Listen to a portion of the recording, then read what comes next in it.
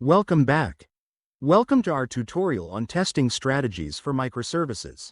In today's fast-paced digital world, microservices have become a popular architectural choice due to their flexibility, scalability, and ability to enable rapid deployment cycles. Unlike traditional monolithic applications, microservices break down complex systems into smaller, independent services that can be developed, deployed, and scaled individually. However, this architectural shift brings new challenges, particularly in testing. Ensuring that each microservice functions correctly on its own and interacts seamlessly with others is crucial for maintaining a robust and reliable system. In this video, we'll explore various testing strategies designed specifically for microservices environments. We'll cover everything from unit testing individual services to integration testing between them. We'll dive into contract testing using tools like Pact or Spring Cloud Contract to ensure service agreements are met. We'll also discuss end-to-end testing approaches to validate entire workflows across multiple services. Furthermore, we'll look at performance testing and monitoring to ensure your services can handle real-world loads. Finally, we'll explore chaos engineering principles that help improve system resilience by intentionally introducing failures. So, why don't we get started? Let's begin with unit testing individual microservices. Unit testing is the practice of testing the smallest testable parts of an application, typically individual functions or methods. In a microservices architecture, this means testing each service in isolation to ensure it behaves correctly on its own. Unit testing is crucial in microservices for several reasons. First, it helps catch bugs early in the development process, reducing the cost and complexity of fixes. Second, it improves code quality by encouraging developers to write modular, testable code. Lastly, it provides a safety net for refactoring, allowing developers to make changes with confidence. When unit testing microservices, it's essential to use mocks and stubs to isolate the service being tested. Mocks are objects that simulate the behavior of real objects, while stubs provide canned answers to calls made during the test. By using these, we can test our service without relying on external dependencies, ensuring our tests are fast, reliable, and truly focused on the unit being tested. Let's take an example of 4 microservices working together to fulfill a user request, as illustrated here. For Java-based microservices, we can use popular tools such as JUnit and Mockito. JUnit is a widely used testing framework that provides annotations to identify test methods and assertions to verify expected results. Mockito complements JUnit by offering powerful mocking capabilities, allowing you to create mock objects with minimal setup. Let's focus on our simple example. We want to test an API provided by one of our microservices. This means we need to isolate our service by mocking and, where necessary, stubbing all its external dependencies. Since we're only concerned with one API in this case, we'll mock our 2 dependencies, Service A and Service B. We begin by analyzing the code of our microservice, specifically the process request function in the simple controller class. Using Mockito, we'll implement a straightforward unit test for this function. Our test starts by instantiating both request and response objects. We then prepare our mocked dependencies, Service A and Service B, to respond deterministically when invoked with specific inputs, in this case, our request and response objects. Next, in our unit test, we call the process request function. If everything works as expected, the assert and verify calls will result in a successful validation. And there you have it. Our first unit test for this microservice API is complete and functioning. Now, let's dive into integration testing between microservices. Integration testing is crucial in a microservices architecture as it verifies how different services interact with each other. While unit tests ensure individual components work correctly, integration tests confirm that these components can communicate and work together seamlessly. In microservices, integration testing focuses on testing the APIs and communication pathways between services.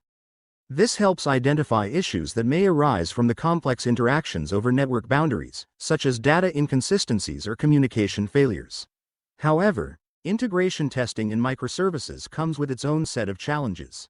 One major hurdle is dependency management. As services evolve independently, managing different versions and ensuring compatibility can be complex. Network issues also pose a significant challenge, as services communicate over the network, introducing potential latency, timeouts, and connection problems. To address these challenges, it's crucial to simulate various scenarios, including failure cases. For instance, you might test how your system responds to network failures or incorrect configurations. This approach helps improve the error handling mechanisms of your microservices. Several tools can facilitate integration testing in a microservices environment, each offering unique features to streamline the testing process. Postman stands out as a popular choice for API testing. It provides an intuitive interface for sending requests and validating responses, making it accessible for both developers and QA professionals. Postman's ability to create and share collections of API requests makes it particularly useful for collaborative teams working on microservices. For those of you who'd like a practical example, I encourage you to check out our previously released tutorial on implementing the MVC design pattern using the Java Spring framework. In that video, we demonstrated how to leverage Postman to perform simple integration tests of our microservice. Don't worry if you missed it, you'll find a link to this tutorial in the description of this video. Now, while Postman is versatile, there are other specialized tools that cater to specific programming languages and frameworks. For Java-based microservices, Rest Assured is a powerful library that simplifies the testing of RESTful APIs. It provides a domain-specific language for writing expressive and readable tests, making it a favorite among Java developers. For those working with .NET, tools like SpecFlow combined with REST Sharp offer a behavior-driven development approach to API testing.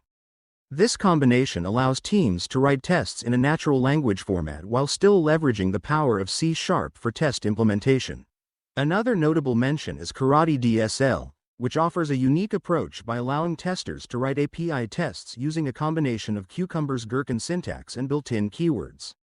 This makes it particularly useful for teams that prefer a more readable, scenario-based approach to testing. It's important to remember that while integration tests are valuable, they shouldn't replace other forms of testing. A comprehensive testing strategy for microservices should include a mix of unit tests, integration tests, as well as contract tests, which is exactly what we're going to talk about next. Okay, let's explore contract testing, a crucial strategy in microservices architecture. In essence, a contract in microservices defines the expected inputs, outputs, and behavior at the interface between two services. And so, contract testing ensures that the agreements or contracts between different microservices are upheld, maintaining smooth communication across the system. Contract testing verifies that both the consumer and provider of a service adhere to this agreed-upon contract. This approach is particularly valuable in microservices because it allows teams to develop and deploy services independently while ensuring they remain compatible. It catches integration issues early, improving system integrity and reducing the risk of failures in production and speeding up the development cycle. Let's take a closer look at how contract testing works. So, as we discussed, before we deploy an application to production, we need to be sure it works correctly with the other applications with which it integrates. To do this, traditionally we run integration tests using live deployed applications. While integration testing does give us confidence to release, it does introduce dependencies between two services, and consequently can break easily. And so, contract testing consists in testing each side of an integration point using a simulated version of the other application. This approach allows for testing independently, each side, the consumer and the publisher. More importantly, it is easy to maintain. Tools like Pact and Spring Cloud Contract have revolutionized contract testing by automating the process. Pact allows consumer services to define their expectations in a contract, which is then used to validate the provider service. This consumer-driven contract testing ensures that providers meet all their consumers' needs. Very briefly, let me tell you how it works. First, the consumer defines its expectations in a Pact file and implements its own test for the integration. This file includes the request of consumer to a provider and the expected response of the provider. In this example, A is the consumer and B is the provider. This file is shared with the provider, often through a Pact broker. The provider can use this contract file to run a test as part of their test suite, verifying they can meet the consumer's expectations. If all tests pass, we have confidence that the services will work together correctly.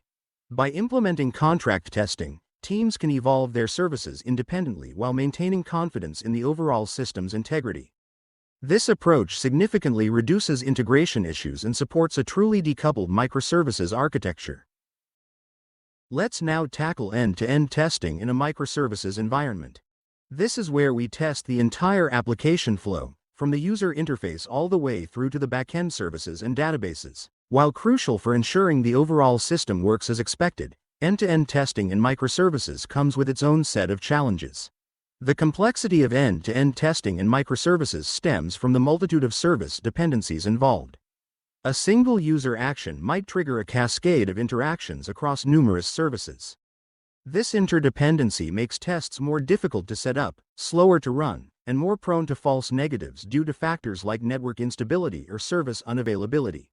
Despite these challenges, effective strategies exist for end-to-end testing in microservices. One popular approach is using Selenium for UI-driven tests. Selenium allows us to automate browser actions, simulating real user interactions across the entire application. For more modern web applications, Cypress offers a robust alternative, providing easier setup and faster execution for full-stack integration tests. When implementing end-to-end tests, it's crucial to focus on critical user journeys rather than trying to test every possible scenario. This approach, often called happy path testing, ensures that the most important functionalities work correctly without making the test suite unmanageable. Another key strategy is to use service virtualization or mocking for external dependencies that are not under your control. This helps create a more stable and controllable test environment. Speaking of environments, one of the most critical aspects of effective end-to-end testing is maintaining test environments that closely mirror production. This includes using similar data volumes, network configurations, and even simulated user loads. The closer your test environment is to production, the more confident you can be in your test results. Remember, while end-to-end tests are valuable, they should be the smallest portion of your overall test strategy due to their complexity and maintenance cost. So, please, use them judiciously to validate critical user journeys and complement them with more granular testing approaches we've discussed earlier. Okay, let's move on and dive into performance testing and monitoring for microservices. In a microservices architecture, ensuring scalability and reliability is crucial, as each service needs to perform well individually and as part of the larger system. Performance testing helps identify bottlenecks, assess system capacity, and ensure that your microservices can handle expected and unexpected loads. It's not just about how fast your services respond, but also how well they scale under pressure and recover from failures. For performance testing microservices, tools like Apache JMeter and Gatling have become industry standards. JMeter is versatile and user-friendly, allowing you to create various test scenarios. Gatling, on the other hand, offers excellent scalability and is particularly well-suited for high-load scenarios. And yes, you're right. When I said various test scenarios, this means there are different types of performance tests. So, let's talk about the various types of performance testing. Each type is designed to evaluate different aspects of your microservices' performance and reliability. First, we have load testing. This is like simulating a busy day at a restaurant. We're checking how well our system handles the expected number of users or transactions. It helps us spot bottlenecks and determine our maximum capacity under normal conditions. Next up is stress testing. Imagine pushing your car to its limits on a racetrack. We're intentionally overloading the system to find its breaking point. This helps us understand how our microservices behave under extreme conditions and where they start to fail. Endurance testing, also known as soak testing, is like a marathon for your system. We're running it under expected load for an extended period. This helps uncover issues that might only appear after hours or days of operation, such as memory leaks or performance degradation over time. Spike testing is about handling sudden surges. Think of it as preparing for a flash sale on a shopping website. We abruptly increase and decrease the load to see how our microservices cope with unexpected traffic spikes.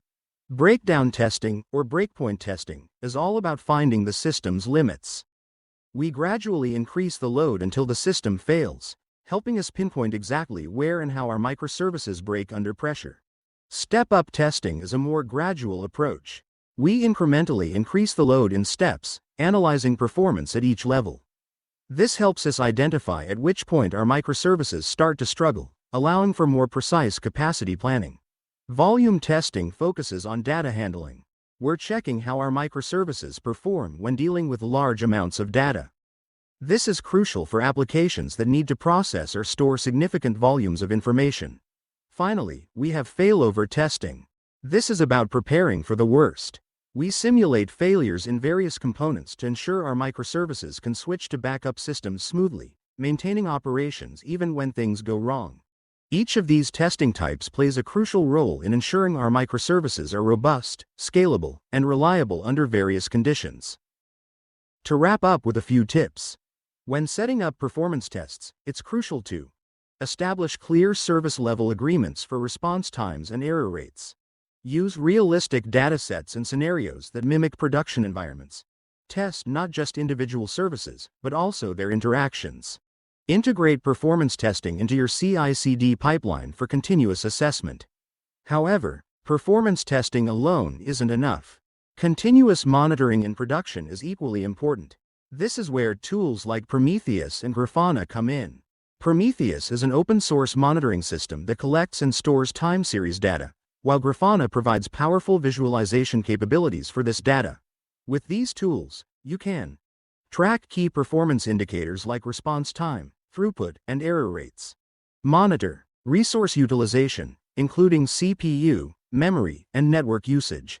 Set up alerts for when performance metrics exceed predefined thresholds. Visualize performance trends over time, helping you identify gradual degradations.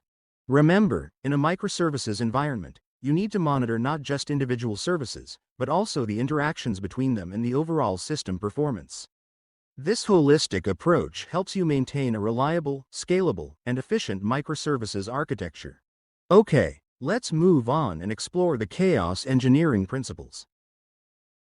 As promised, let's explore the fascinating world of chaos engineering and its crucial role in building resilient microservices systems. Chaos engineering is a disciplined approach to identifying failures before they become outages by deliberately injecting faults into a system. It's about embracing failure as a means to build stronger, more resilient systems. In a microservices architecture, where components are distributed and interdependent, chaos engineering becomes even more critical. It helps teams understand how their system behaves under stress and identify weaknesses that might not be apparent under normal conditions. Before we talk about the pioneering tool in this field, which is Netflix's Chaos Monkey, let's talk about the core principles of chaos engineering. First, we build a hypothesis around steady-state behavior. This means defining what normal looks like for our system, helping us measure the impact of our experiments. Next, we vary real-world events. We simulate actual issues like network latency or server crashes to prepare our system for unpredictable conditions. The third principle is to run experiments in production. While it may seem risky, testing in real environments provides the most accurate insights into system behavior. Fourth, we automate experiments to run continuously. This ongoing process allows us to consistently assess resilience as our system evolves. Finally, we minimize blast radius. Starting small helps us learn without risking major outages or customer impact. So as mentioned, one of the pioneering tools in this field is Chaos Monkey, which is a tool invented by Netflix in 2011 to test the resilience of its IT infrastructure and released as an open-source tool in 2012. Today, the project is sadly no longer maintained. That said, let me still talk about this tool. Chaos Monkey was designed to randomly terminate instances in production to ensure that services can withstand these failures without any customer impact. This may sound counterintuitive, but by causing failures intentionally, teams can identify and fix issues proactively, rather than scrambling to respond when unexpected failures occur in production. Let's look at some examples of chaos experiments you might conduct. Simulate the failure of a critical service and observe how the system responds. Introduce network latency between services to test timeout handling and retry mechanisms. Suddenly terminate and restart instances to ensure proper recovery procedures are in place. Simulate a region or data center outage to test disaster recovery plans. Remember, the goal isn't to cause problems in production, but to learn from controlled experiments and improve system resilience. Always start small, in a test environment, and gradually work your way up to larger-scale experiments. By embracing chaos engineering, teams can build more robust, resilient microservices architectures that can withstand the unpredictable nature of distributed systems. It's about being proactive rather than reactive, and ultimately, providing a more reliable service to your users. As we wrap up our journey through testing strategies for microservices, let's recap the key points we've covered. We started with unit testing, the foundation of our testing pyramid, ensuring individual components work correctly in isolation. We then explored integration testing, verifying that our services can communicate effectively with each other. Contract testing emerged as a powerful tool to maintain agreements between services, allowing teams to work independently while ensuring compatibility. End-to-end testing, though complex, proved essential for validating entire user journeys across multiple services. We also delved into performance testing and monitoring, crucial for maintaining scalable and reliable microservices in production. Finally, we embraced chaos engineering, a proactive approach to building resilient systems by intentionally introducing controlled failures. Each of these strategies plays a vital role in creating robust, reliable, and high-performing microservices architectures. By implementing these approaches, you're not just testing your services, you're building confidence in your system's ability to handle real-world scenarios and challenges. Remember, adopting these strategies is not an all-or-nothing proposition. Start small, perhaps with thorough unit tests and basic integration tests. As your comfort and expertise grow, gradually incorporate more advanced techniques like contract testing and chaos engineering. The world of microservices is dynamic, and so should be your testing strategies.